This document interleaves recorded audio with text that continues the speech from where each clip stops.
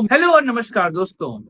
आखिरकार labour party का 14 वर्ष का वनवास समाप्त होता है। कंजर्वेटिव पार्टी को हराकर लेबर पार्टी ने वहां पे अपनी सत्ता स्थापित कर ली। कीर स्टॉर्मर, जी हाँ, स्टॉर्मर ने स्टॉर्म ला दिया। अब की बार 400 पार का नारा भारत में तो ना लग पाया, लेकिन ब्रिटेन की राजनीति में अब की बार 400 पार आखिरकार वहां पर पूरा हो गया। 650 लोकसभा की सीटें ब्रिटेन में हैं और 326 सीट पाने वाली पार्टी ही वहां पर सरकार बनाती है। लेकिन 400 से अधिक सीट जीतकर लेबर पार्टी ने एक नया इतिहास रचा है और कंजर्वेटिव पार्टी को 200 साल में सबसे बड़ी हार मिली है।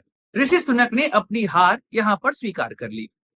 लेकिन लेबर पार्टी को लेकर मैं यहाँ क्यों बात कर रहा हूं? क्योंकि लेबर पार्टी ने भारत की आजादी में महत्वपूर्ण रोल निभाया है।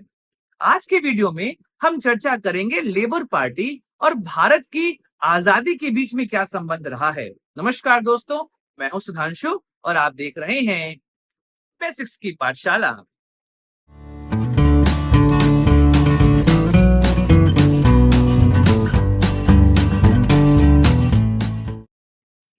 देखिए, 1750 में जब इंग्लैंड में इंडस्ट्रियल रेवोल्यूशन हुआ, उसके बाद यूरोप में भी धीमे धीमे इंडस्ट्रीज बननी शुरू हो गई। इस वजह से यूरोप में दो धड़े बन चुके थे, एक इंडस्ट्रिस्ट का और एक लेबर का। लेबर लगातार डिस्ट्रेस में जा रहे थे क्योंकि इंडस्ट्रियलिस्ट उनसे बहुत ज्यादा काम ले रहे थे। उनके वेजेस बड़े कम थे, वर्किंग आवर बहुत ज्यादा था, यहां तक कि जो वर्किंग कंडीशन है वो बहुत खराब थी। इस वजह से लेबरों की आवाज उठाने के लिए लगातार नई तरह की राजनीति वहां पर हो रही थी। इसी बीच में जर्मनी में कार्ल मार्क्स का उदय होता है।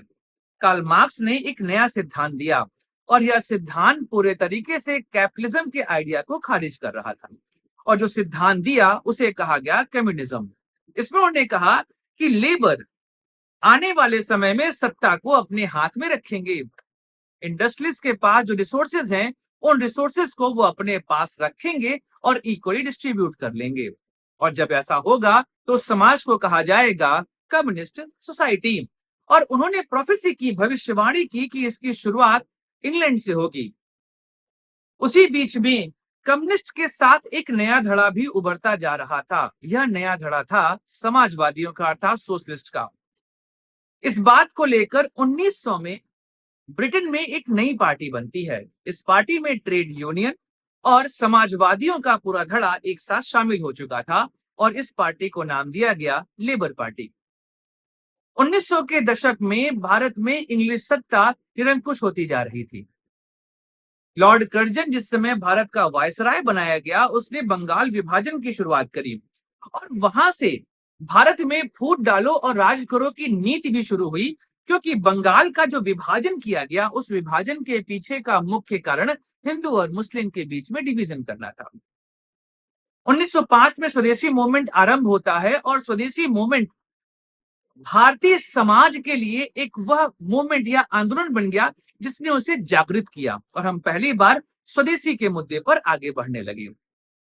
1917 से लेकर 1939 तक लगातार लेबर पार्टी ने भारत की आजादी की बात और भारत में स्वशासन की बात इंग्लैंड के अर्थात ब्रिटेन के संसद और ब्रिटेन के बाहर भी उठाई और वह भारत में चल रहे आजादी आंदोलन का समर्थन भी कर रहे थे।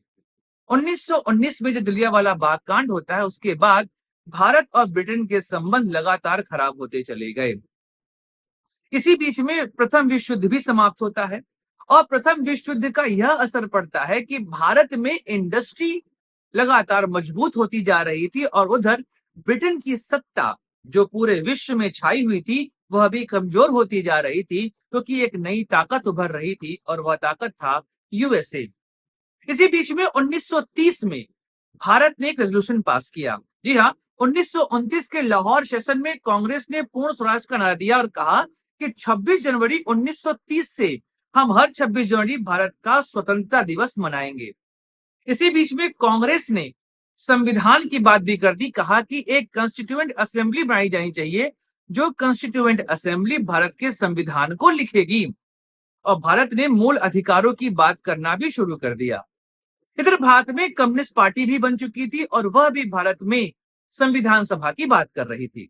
1927 में जब कंजर्वेटिव पार्टी ने यह सोचा कि हमें भारत में अपनी सत्ता स्थापित करनी है, तो उन्होंने साइमन कमीशन भेजा, जिसका मुख्य उद्देश्य था भारत में एक रिस्पॉन्सिबल गवर्नमेंट का निर्माण करना। इसी बीच में 1935 का दौर आता है, जब हिटलर लगातार मजबूत होता जा रहा था और पूरे विश्व में द्वितीय विश्व युद्ध का खतरा उभरता जा रहा था। 1939 की बात है, जब विश्व युद्ध द्वितीय जो है वो शुरू हो गया। उस दौरान यूके के प्राइम मिनिस्टर थे विंस्टन चर्चिल, जो कि कंजर्वेटिव पार्टी के सरकार के मुखिया थे। ऐसे में कंजर्वेटिव पार्टी भारत की आजादी की बात सुनते ही चिढ़ जाती थी और भारत में द्वितीय विश्व युद्ध के दौरान अपने कई सारे सैनिकों का बलिदान भी दिया। विंस्टन चर्चिल ने यह कहा कि भारतीय सैनिकों का बलिदान देखकर मैं उन्हें डोमिनियन स्टेटस देने पर विचार कर सकता हूं।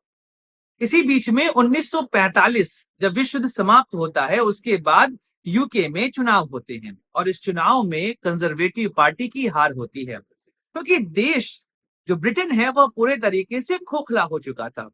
विंस्टन चर्चिल, जिसने यूके को द्वितीय विश्व युद्ध में जीत दिलाई, वह बुरी तरह हारता है और लेबर पार्टी की सरकार बनती है। लेबर पार्टी की सरकार ने अपने मैनिफेस्टो में वादा किया था कि वह भारत को स्वशासन उपलब्ध कराएंगे और जब यह पार्टी सरकार बनाती है और क्लीमेंट एटली लेबर पार्टी की तरफ से यूके के प्रधानमंत्री बनते हैं, उसके बाद भारत की आजादी की जो बातें चल रही थी वो बहुत तेज हो गई। जॉर्ज पंचम से मिलकर वो भारत के आजादी की बात करते हैं। इसी बीच 1946 में कैबिनेट मिशन प्लान भेजा जाता है। ये कैबिनेट मिशन प्लान भारत में संविधान सभा का निर्माण करता है और यह संविधान सभा भारत के संविधान को लिखती है। इसी बीच में पाकिस्तान की डिमांड भी आती है और पाकिस्तान की डिमांड कैबिनेट मिशन प्लान ने नहीं मानी थी, लेकिन 16 अगस्त 1946 को जब डायरेक्ट एक्शन डे को जिन्ना अनाउंस करता है और उसके बाद बंगाल में हिंसा होती है, राइट्स होते हैं, उसके बाद अब किसी के पास कोई मौका नहीं रह जाता है।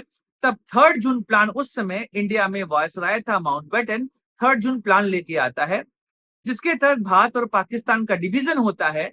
एटली डिक्लेरेशन किया जाता है, जिसके माध्यम से भारत की आजादी की बात रखी जाती है और फिर 18 जुलाई को इंडियन इंडिपेंडेंस एक्ट 1947 पास होता है और 15 अगस्त 1947 को भारत आजाद हो जाता है।